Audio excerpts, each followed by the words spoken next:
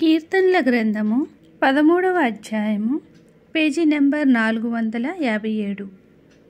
యెహోవా, ఎన్నాళ్ల వరకు నన్ను మర్చిపోవుదువు? నిత్యము మరిచెదవా? నాకెంతకాలము విముఖుడవైయుందువు? ఎంతవరకు నా మనస్సులో నేను చింతపడుదును? ఎంతవరకు నా హృదయంలో పగలంతయు దుఃఖక్రాంతుడైయుందును?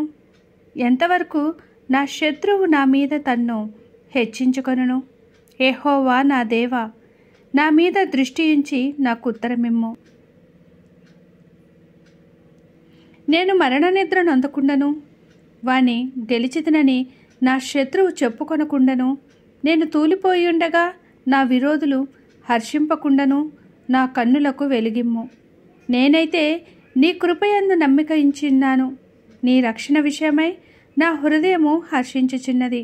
యెహోవా నాకు మహోపకారములు చేసి ఉన్నాడు, నేను ఆయనను కీర్తించదును. దేవుడి చిన్ని వాక్యంను దీవించునుగాక. మీ అందరికీ ఈ బైబిల్లో వాక్యం కీర్తనల గ్రంథం చదవడం నచ్చినట్లయితే ప్లీజ్ లైక్ చేయండి, షేర్ చేయండి, సబ్స్క్రైబ్ చేయండి. బైబిల్లో ఇలాంటి వాక్యాలు చదివి వినిపించాలనుకుంటే కింద కామెంట్స్ రూపంలో తెలియచేయండి. దేవుడు మనందరినీ దీవించునుగాక. ఆమెన్.